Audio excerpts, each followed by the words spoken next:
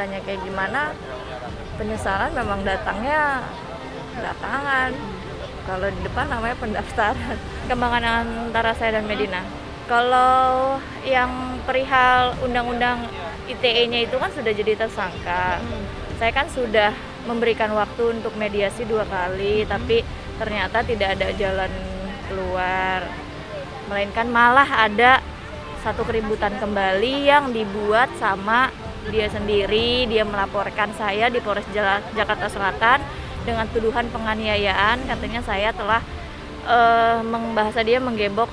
Dia sudah visum di bagian kepala, dia sudah visum di bagian kaki. Bahkan dia membuat seolah-olah ya kita lihat nanti aja siapa yang benar siapa yang salah gitu. Tapi alhamdulillah masya Allah ternyata di situ kan ada CCTV ya.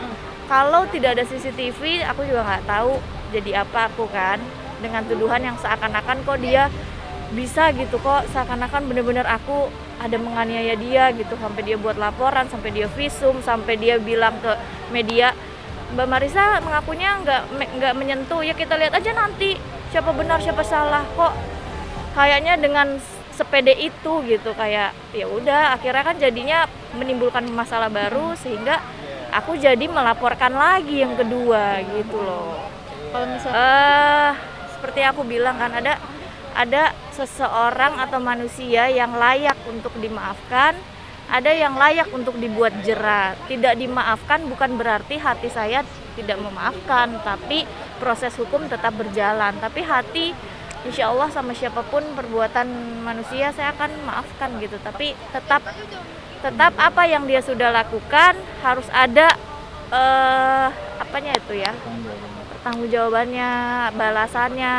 Dibanding balasan dari Tuhan mendingan balasan di dunia kan. Karena kita pengen fokus dulu untuk si baby yang sekarang, si Abang El. Ya setidaknya sampai 2 atau 4 tahun ke depan lah gitu. Jadi kita nggak mau buru-buru punya baby. kalau diri pribadi sih mau ngurusin sendiri karena ini kan anak pertama, terus udah gitu ya beda gitu tangan orang lain sama tangan ibunya sendiri. Tangan orang agak bau gitu ya buat tanah. Bukan mas. Jadi gimana maksudnya? Maksudnya ya beda dari sentuhannya juga pasti beda gitu. Cara merawatnya dan Merawatnya juga kamu kan beda. memang pengen ngebonding dulu kan sama anak. Jadi memang saya juga termasuk kagum ya sama Lesti ya. Dia nggak, kita ada babysitter tapi memang yang 24 jam dengan bayi, hampir 24 jam dengan bayi ya Lesti. Karena Lesti kan dalam proses pembelajaran menjadi seorang ibu gitu sambil dibimbing pelan-pelan, dan saya melihat Lesti itu memang anak mau belajar. Dan dimana sebelum kita punya anak dia nggak bisa gendong, sekarang udah mulai lihai lah gitu, udah mulai mahir gitu, mulai ganti popok, mulai ngurusin bayi segala macam. Ya saya nggak pernah ngelarang Lesti untuk bekerja asal tahu porsinya aja dan tidak serta-merta melupakan kewajibannya sebagai merubah. Lagian lu nanya kekompakan lu gimana? Kompakan maksudnya ini Mengurus anak mengurus ya, anak. tektokannya oke kok. Oke, mereka lucu.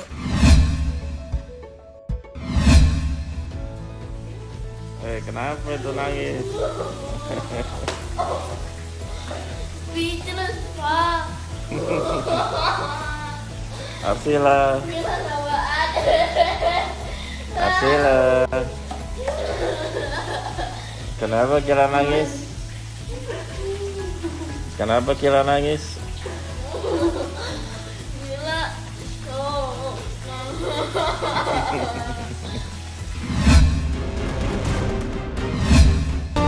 Bagi saya sih, saya nggak, kalau saya secara pribadi nggak mau ketemu saya. Kalau saya secara pribadi, untuk apa saya ketemu?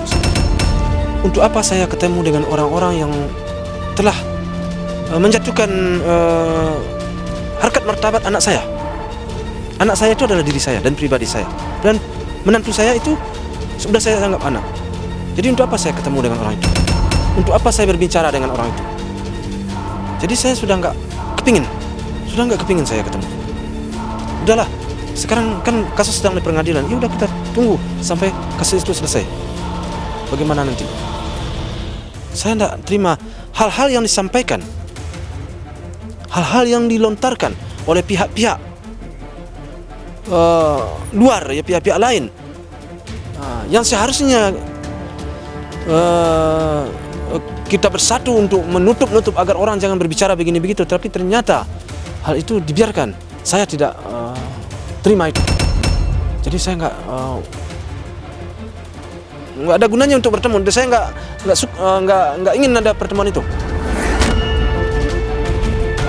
Nggak ingin saya. Untuk apa? Hati saya ini sakit, perasaan saya sakit. Nanti masih bisa saya kontrol diri, alhamdulillah. Kalau saya nggak bisa kontrol diri, itu yang saya takutkan. Jadi lebih baik ya sudah, nggak ada gunanya. Saya sejak dari awal persoalan ini kan sudah saya sampaikan bahwa saya ingin persoalan ini diselesaikan secara kekeluargaan, berdamai. Itu dari awal. Namun setelah berjalan waktu, telah banyak orang yang mengontak saya 1, 2, 3 ingin memediasi. Namun semuanya itu terputus di tengah jalan. Entah kenapa, Allahu alam, hanya Tuhan dan orang itu yang tahu. Sehingga dengan begitu saya berkesimpulan bahwa mediasi memang tidak bisa dipaksakan kayaknya. Jadi apa yang saya harapkan itu sepertinya sudah mulai tertutup pintu. Maka saya berkesimpulan, ya sudahlah, saya tidaklah pantas lagi berharap juga hal itu. Karena udah sulit untuk terwujud. Makanya mulai ya beberapa waktu ini saya berkesimpulan, saya berpikir ya sudahlah, kalau memang sudah tertutup pintu seperti yang diberikan oleh pihak pengadilan. Pihak pengadilan memberikan waktu kemarin 2 minggu. Kemudian saya nambah lagi waktu 2 minggu.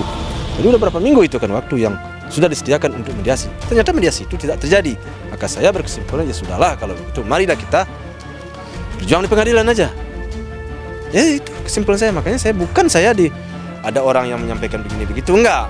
Tentu masukan-masukan daripada masyarakat, daripada netizen terus terang iya memang ada. Dan saya tentu wajar dong berpikir-pikir, wajar dong menimbang-nimbang benar apa enggak.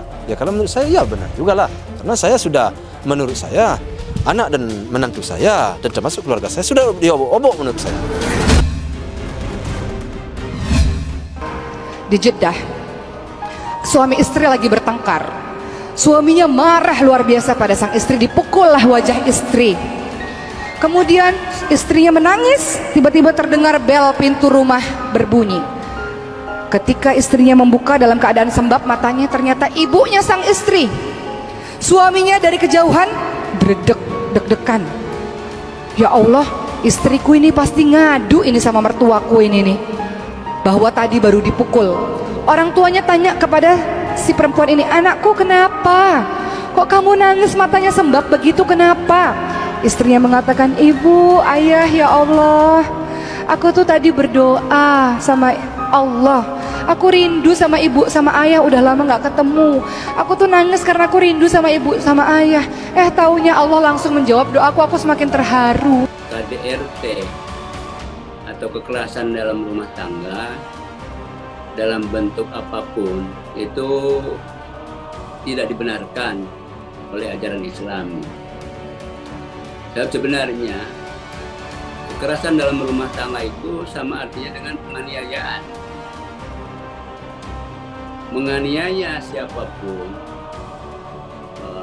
istri, anak, tetangga atau siapapun lah, termasuk binatang, bahkan lingkungan, itu sebenarnya perbuatan yang tidak baik. Dan itu tidak sesuai dengan contoh Rasulullah SAW. Rasulullah itu sangat penyayang, punya kepribadian yang sangat penyayang, sangat santun, sangat ramah kepada siapapun, kepada keluarga, kepada istri, kepada tetangga, kepada binatang, kepada lingkungan. Ada binatang kesukaan beliau, termasuk kucing. Beliau kalau memanggil istrinya dengan ya Humairah.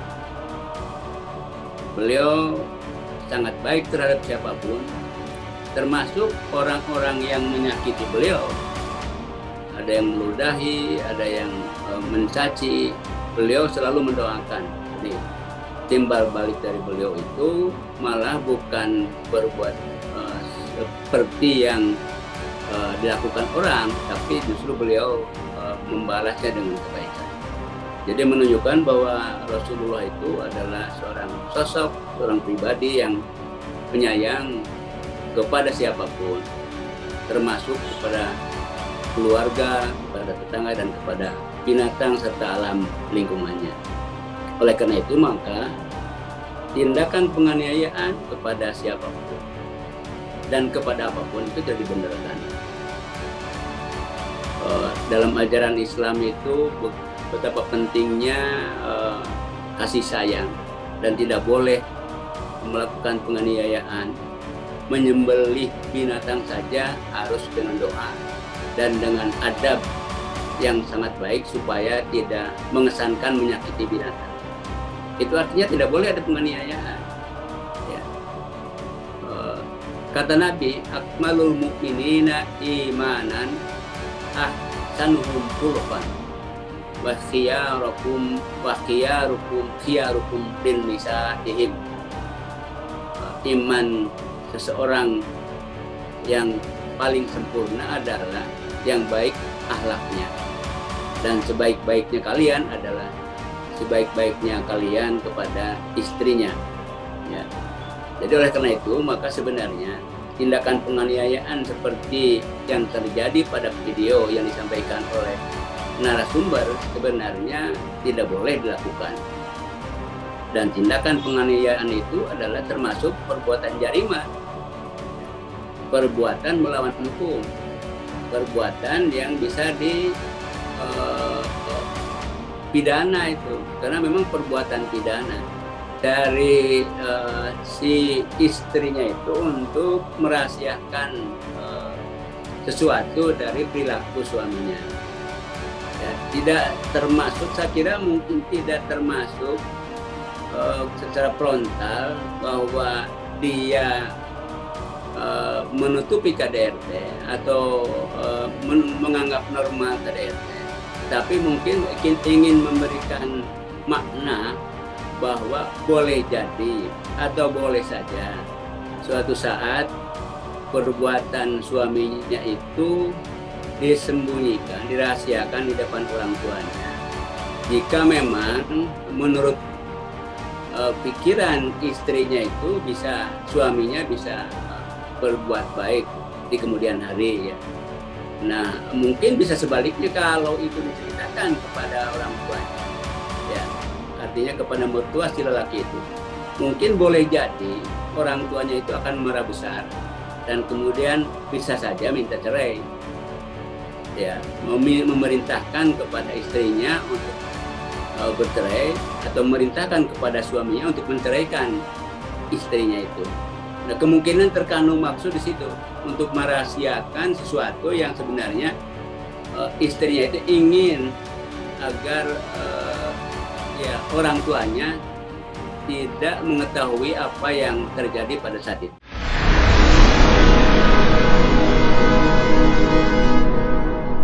Jadi jangan lupa untuk subscribe Cumi Cumi. Ditekan ya tombol lonceng merahnya.